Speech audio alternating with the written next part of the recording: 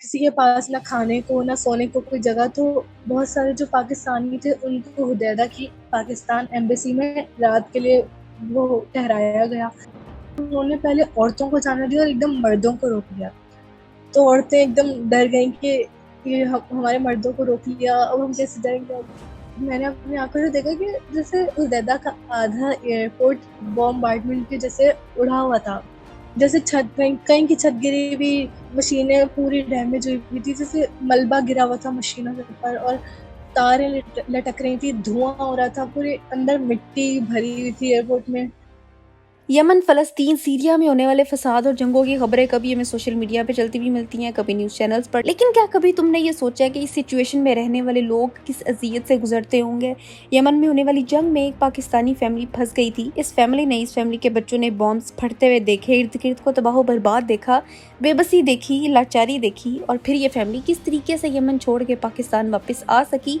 ये स्टोरी सुनाने के लिए मेरे साथ ज़ैनब इमरान है। ये हमें बताएंगी कि किस तरह से इनकी फैमिली ने अपनी जान मुश्किल में डाल के यमन की जंग को सरवाइव किया और फिर वहाँ से निकल के पाकिस्तान आए। इन सब का प्रोसेस क्या था, ये किस किस अज़ियत से गुजरा है, ये हमें अपनी स्टोरी आज यहाँ पे सुनाएंगी। तो क्या स्टोरी है ज़ैनब आपकी? तो 2012 में बाबा की जॉब लगी थी यमन में, मतलब ट्रांसफर हो गया था। बाबा बैंक में काम करते थे। तो जो है, हम लोग की पूरी फैमिली 2012 में तकरीबन हम लोग यमन में शिफ्ट हो गए थे। फिर 2012 में हम बाहर आए, 2013 में, 2014 में, फिर 2015 में हम अपने कुछ रिश्तेदारों से मिलने पाकिस्तान आए थे। तो मार्च की बात है कि हम जब पाकिस्तान से वापस गए, तो कुछ टाइम ऐसा हुआ कि एकदम हालात खराब हो गए। जब हम गए ना, तो कुछ टाइम से ऐसा चल रहा था कि जब हम मार्च में वापस गए थे, तो सितंबर से ही 2014 के सितंबर से ही पहले हालात खराब चल रहे थे। एक अमरान नाम का कबीला था, और हम्म। मतलब उन लोगों ने थोड़ा-सा कब्ज़ा किया हुआ था यमन की कई जगहों पे, और उनकी वजह से ना बहुत ज़्यादा मुश्किल हो रही थी लोगों को, तो उन लोगों ने थोड़ी-सी वॉयलेंस शायद शुरू कर दी थी। और फिर जो है मार्च में ना, 2015 की मार्च तक हालात थोड़ा ख़राब होने शुरू हो गए थे। तो सऊदीया में जो है ना, यमनियों के एक तरह सऊदीया है ना, यमन की गवर्नमेंट को सपोर्ट करता था, और कुछ लोग जैसे होते हैं कि सऊदीया के साथ थे, वो भी सऊदीया को सपोर्ट करते थे यमन के लोग, और कुछ जो है सऊदीया के खिलाफ थे। तो सही। इस वजह से हुआ ये कि लोगों के दरमियान से इख्तलाफात हुए। फिर जब हालात खराब होने शुरू हुए कि अमरान कबीले के लोगों ने कुछ और हालात मतलब खराब होने शुरू हुए ना, तो सऊदीया वालों ने एक तरह से ड्रोन्स वगैरह भेजने शुरू कर दिए, और यमन के कई इलाकों में बॉम्बिंग होती थी। तो ओहो। वो ड्रोन हाँ, वो ड्रोन्स इस तरह से आते थे, रात के टाइम आते थे। जैसे हम लोग को पता था कि पहले दिन ना, जब जैसे रात को तकरीबन 4 से 5 बजे ना रात के बॉम्बिंग हुई थी, और जो है बहुत सारी जैसे फायरिंग और ये बहुत बुरे हालात हुए थे। तो उसके अगले दिन ना, 4 से थोड़ा पीछे आने जैसे टाइम उन्होंने कर दिया कि 12-1 बजे तक और हालात खराब हुए। तो ना मतलब तो ये हर रात सऊदीया जो है हुँ, वो किसको मारना चाह रहा था, वहाँ के यमन के शहरियों को या फिर उस कबीले को, अमरान को? नहीं, हाँ, उस कबीले के लोगों को, वो लोग ना एक तरह से गवर्नमेंट के जो है ना साथ थे सऊदीया वाले। तो यमन की गवर्नमेंट उन कबीले से छुटकारा पानी चाहती थी, तो इस वजह से ठीक सऊदीया है। जो है गवर्नमेंट की मदद कर रहा था। सही। तो एक है कि हूसी के नाम से एक ग्रुप था यमन में। हम्म। वो ग्रुप जो है यमन के लोगों की तरफ से लड़ रहे थे। तो एक तरह से आप कह सकते हैं कि सऊदीया और उन हूसियों के ग्रुप के ना दरमियान हो रही थी कि वो लोग यमन के लोगों को, वो लोग भी बैकफायर करते थे जब ड्रोन्स के हमले होते थे, तो वो लोग भी बैकफायर करते थे, और उनके पास भी बहुत सामान था। तो इस वजह से बहुत हालात खराब होने लगते थे उस तरह के। तो एक बार हुआ ये कि अब हम लोग बहुत डरने लगे कि बहुत हालात खराब हो रहे हैं, तो हमने सोचा कि हम कुछ करें। तो बाबा ने एक रात को जब बहुत ज़्यादा बॉम्बिंग हुई, तो बाबा ने समा टीवी पर राब्ता किया। समा टीवी पर जो है उन्होंने कॉल की, और एक तरह से उनको सिचुएशन से जो है आगाह किया कि यहाँ पे पाकिस्तानी फँसे हुए हैं और आप हमारी मदद कीजिए, क्योंकि उस टाइम जब ये हालात खराब हुए थे, तो लोगों को जाने और आने नहीं दिया जा रहा था। सही। वहाँ मतलब एयरपोर्ट भी बंद कर दिए गए थे क्योंकि बहुत अजीब सूरत-हाल, कहीं भी बॉम्बिंग हो जाती थी और आपको कुछ पता नहीं होता था। सही। और जैसे हम जैसे लोगों की ज़िंदगी पे तो इफ़ेक्ट पड़ा था, लेकिन जो यमनी थे ना, मतलब वो बहुत बहादुर थे। चलो उनके लिए तो उनको जो है फेस करना आती थी इस तरह की चीज़ें। तो जैसे हम लोग ने उस ज़माने में देखा कि यमनी तो बहुत ही मतलब माशाल्लाह बहादुर है, मतलब उनको इतना इफ़ेक्ट नहीं पड़ा, लेकिन हम पाकिस्तानी, हम लोग तो बहुत ज़्यादा डर रहे थे इन चीज़ों से। हम्म। तो हाँ, तो उसके बाद क्या हुआ कि हमने ना जब न्यूज़ वालों से राब्ता किया बाबा ने, तो उन्होंने ऑनलाइन बाबा को लिया। बाबा के और 2-3 पाकिस्तानी फैमिलीज़ को जो है उन्होंने कॉन्टैक्ट किया, जानने वाली फैमिलीज़ को, और उन सब से बात की, सूरत-हाल सही से पूछी। और उसके बाद उन्होंने ना हमसे कहा कि बाबा से जैसे बोला कि आप अपने बच्चों की वीडियो रिकॉर्ड करके भेजें, ताकि जो है ना अपील की कि हमारी मदद करें। तो बाबा ने मेरी और मेरे भाई की वीडियो रिकॉर्ड की और वो हमने भेजी। तो जो है बहुत अजीब-सी बात थी कि जैसे ना हमने जिस दिन बात की मीडिया वालों से, अगले दिन हमने थोड़ा इंतज़ार किया और फिर मैंने जो वीडियो बनाई थी बाबा ने हमारी, उसमें मैंने यही कहा था कि मुझे भी याद है कि उस वक़्त प्रेज़िडेंट, क्योंकि प्राइम मिनिस्टर वो नवाज़ शरीफ थे। तो हम्म।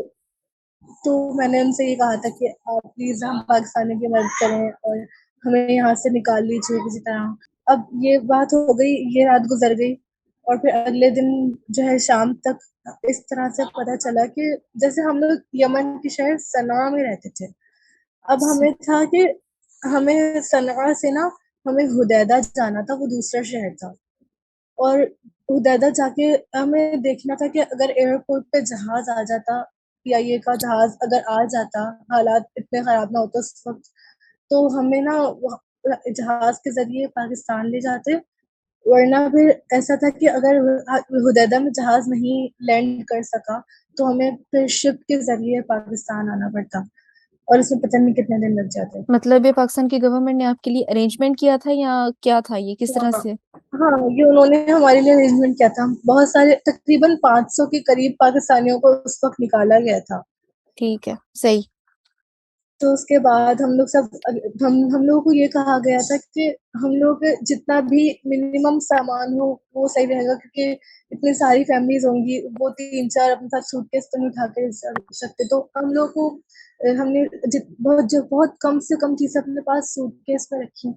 और मुझे भी याद है कि हमारा पूरा घर हमने इतना भरा हुआ था और हम लोग, मेरे और मेरे बहन-भाइयों के स्पेशली खिलौने, वो हमने कभी हाथ ही नहीं लगाया। जैसा हमें था कि अगर हम जाएँगे तो शायद बीच में वापस आने का मौका मिले, तो तब हम इन चीज़ों को देखें, और उस वक़्त वैसे भी जान ज़्यादा अज़ीज़ थी, क्योंकि हालात बहुत ख़राब हो रहे थे।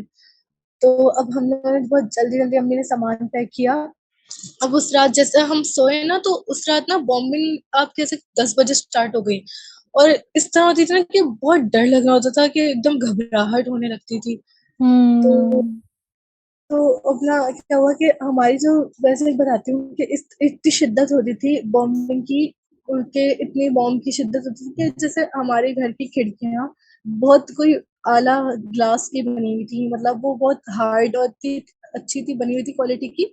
लेकिन जब उस रात को बॉम्बिंग हुई, तो बॉम्बिंग की जो शिद्दत है ना, उस वजह से हमारी खिड़कियाँ बहुत ज़ोर से खुली थी। उफ। और वो सोते-सोते मैं डर के उठ गई थी और फिर हम लोग की लाइट चली गई थी घर की, तो हम लोग सबको ना अम्मी-पापा ने जो है लॉन्च में जमा कर दिया था, घर का जो बीच का कमरा होता है, ताकि खुदा ना खास्ता कुछ हो ना, क्योंकि वो घर का बीच का सेंटर का हिस्सा होता है ना लॉन्च, तो हम्म। लॉन्च में सेफ होता है ज़्यादा। तो अब हम लोग वहाँ थे, तो मुझे अब भी याद है कि मैं बहुत रो रही थी, मैं बहुत डर गई थी। वो जिस शिद्दत से वो बॉम्ब हमारे घर के बहुत करीब फटा था। और उसके बाद जो है मेरी अम्मी ने ना जैसे बोला था कि तुम कोई बात नहीं, तुम सूर्य नमस्कार फलक पढ़ लो और ये पढ़ो।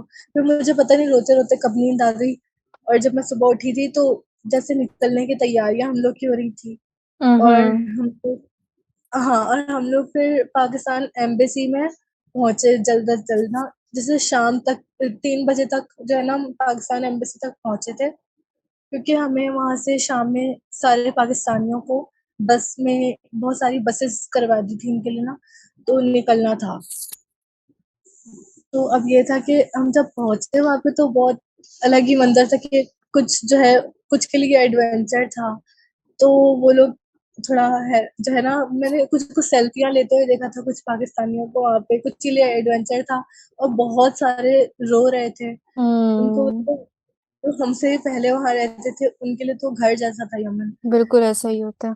घर ही होता है जो तो दूसरा और जहाँ पे बिल पैदा हुए, जहाँ पे इतना टाइम गुज़ारा, ख़ैर पैदा ना भी हाँ, हो लेकिन एक घर वग़ैरह एक सिक्योरिटी की फ़ील है। होती है कि ये हमारा घर है, यहाँ पे हम सेफ हैं, पर वहाँ से जाना पड़ जाए तो फिर बहुत मुश्किल होता है। हाँ, वही और अपने पूरे घर छोड़ के जाना पड़ जाए तो और भी मुश्किल होता हुँ, है।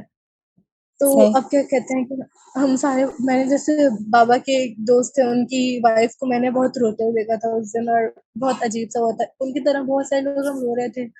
अब क्या हुआ कि जब बसेज़ आईं तो उन्होंने कहा कि जल्दी-जल्दी निकलें। तो हम लोग बसेस में जैसे बैठे और शाम तक 6 या 7 बजे तक हम ये सना से निकल गए और रास्ते में हम ना वो था कि जल्द अज़ जल्द हम हुदैदा पहुँच जाए क्योंकि हालात बहुत ख़राब था। आपको पता नहीं था कि कभी भी कहीं पे भी बम्बार्डमेंट हो जाती और आपकी बस पे भी हमला हो जाए, कुछ भी हो जाए। और चेक पोस्ट से गुज़रना भी थोड़ा वो था कि इतने सारे लोगों को वो हूसियों ने उस वक़्त चेक पोस्ट पे कब्ज़ा किया हुआ था। तो इतने सारे लोगों को वो कैसे गुज़रने देते, तो थोड़ा मुश्किल था। हुँ, हुँ। तो हम किसी तरह अल्लाह का शुक्र है कि सारी चेक पोस्ट से गुज़र रहे थे। फिर बीच में एक ना बहुत लंबा सफ़र हो गया था। तो आई गेस 5 से 6 घंटे का सफ़र था सना से हुदैदा का या इससे थोड़ा ज़्यादा, इससे थोड़ा कम। तो हम बीच में जो है ना पानी-वानी पीने के लिए या मुँह हाथ धोने के लिए उतरे थे कि एक रेस्टोरेंट सा था और उसके ऊपर बहुत सारे वॉशरूम्स बने हुए थे, तो सारे लोग वहीं से उतर के ना थोड़ा फ्रेश होने लगे थे। और कुछ लोग उस रेस्टोरेंट में ऑर्डर कराने बैठ गए थे अपना खाना क्योंकि कुछ किसी ने कुछ खाया हुआ नहीं था। तो एकदम ना शोर जो जो लोग ऑर्डर कराने बैठे थे खाना उनको ना शोर मचा के उठवा दिया कि अभी आप लोग क्यों बैठे हो? अभी तो हालात ख़राब है। जल्दी से मुँह हाथ धोएँ, जो करना है करो और जल्दी से बस में आके वापस बैठें और फिर सही। हम चले। फिर उसके बाद क्या हुआ कि हम लोग सब दोबारा बस में बैठे और जब हम हुदैदा एकदम पहुँचने लगे थे तो एक चेक पोस्ट पे हमें थोड़ा रोका और थोड़ी उनको तशवीश हुई कि इतने सारे लोग जा रहे हैं। तो थोड़ा हम लोग डर गए थे कि हमें ये लोग वापस जाने का ना बोल दें सना क्योंकि क्योंकि ट्रैवलिंग भी उस वक़्त थोड़ी बहुत ज़्यादा मुश्किल थी। तो हम लोगों को डर था कि हुदैदा जाने से ये हमें रोकेंगे हूसी और ये हमें वापस सना जाना पड़ेगा। तो जो है हम लोग डर रहे थे कि इस वक़्त तो रात हो गई है और सना में बम्बार्डमेंट शुरू हो गई होगी और ये बहुत हालात ख़राब होंगे, तो अगर हमें वापस जाना पड़ा तो बहुत मसला हो जाएगा। लेकिन फिर शुक्र है अल्लाह का कि उन्होंने हमें जाने दिया और फिर हम हुदैदा पहुँच गए। सही। तो हम हुदैदा पहुँचे तो रात काफ़ी हो चुकी थी, 12-1 बज रहे थे तकरीबन और किसी के पास ना खाने को, ना सोने को कोई जगह, तो बहुत सारे जो पाकिस्तानी थे उनको हुदैदा की पाकिस्तान एम्बेसी में रात के लिए वो ठहराया गया।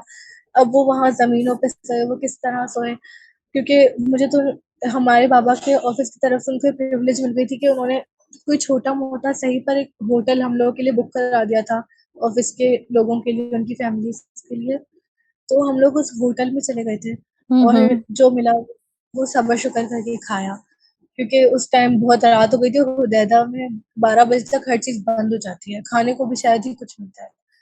तो बाकी पाकिस्तानियों ने जिस तरह रात काटी होगी तो अल्लाह जानता है। उसके बाद हम लोग अगली सुबह उठे और हम लोग हुदैदा के एयरपोर्ट गए। तो वहाँ पहुँच के एकदम हालत सी ख़राब हो गई क्योंकि मैंने अपनी आँखों से देखा कि जैसे हुदैदा का आधा एयरपोर्ट बॉम्बार्डमेंट के जैसे उड़ा हुआ था, मतलब वो टूटा हुआ था। उफ़! उधर पहले बॉम्बिंग हुई हुई थी और हम लोग एकदम डर गए कि अब कैसे जाएँगे। तो वहाँ पे कुछ घूसी थे, उन्होंने वो हमें अलाउ तो कर दिया कि कुछ हिस्सा जो नहीं डैमेज हुआ हुआ, उधर से हम जा सकते हैं, पर उन्होंने पहले औरतों को जाने दिया और एकदम मर्दों को रोक लिया। तो औरतें एकदम डर गईं कि ये हमारे मर्दों को रोक लिया, अब हम कैसे जाएँगे और एकदम शोर मचाना शुरू कर दिया, जो डर गए ना सब लोग।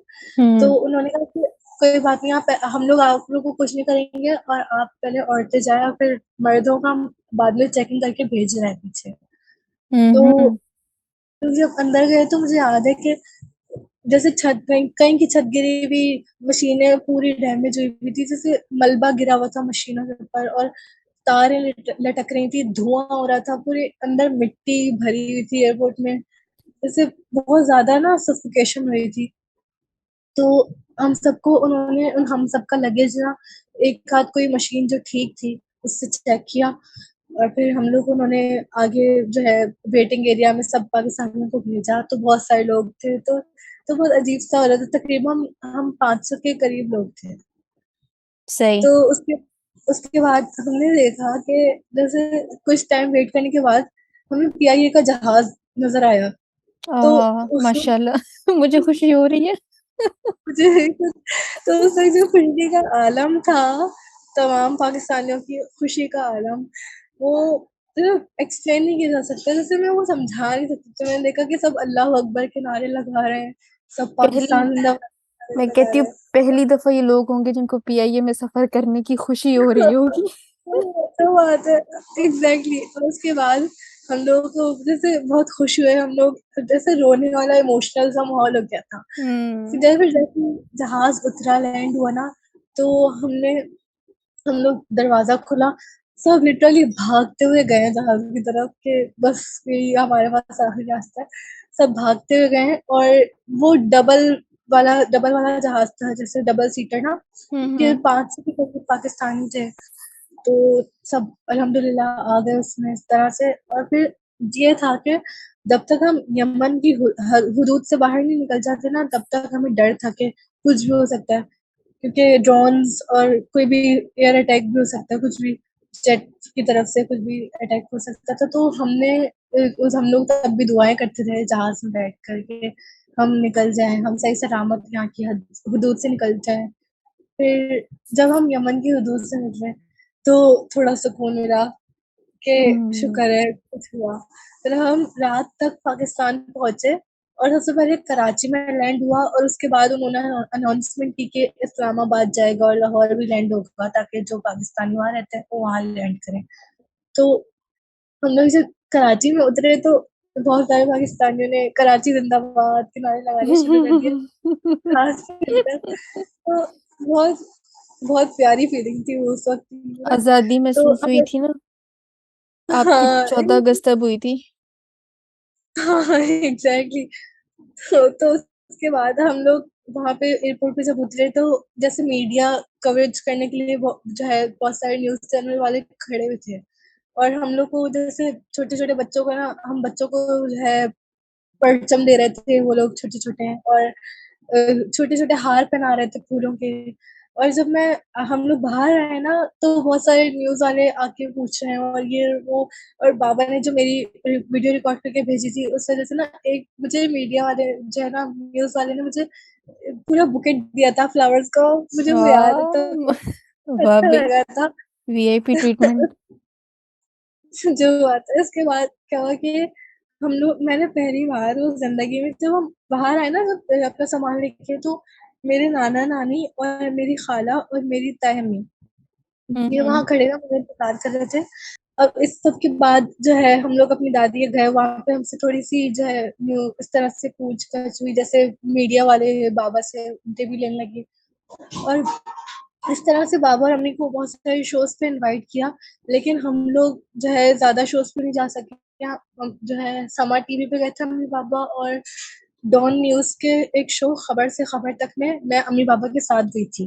तो इस तरह से आप इंशाल्लाह। पाकिस्तान पहुंच गए और फिर दोबारा कभी यमन वापस नहीं गए।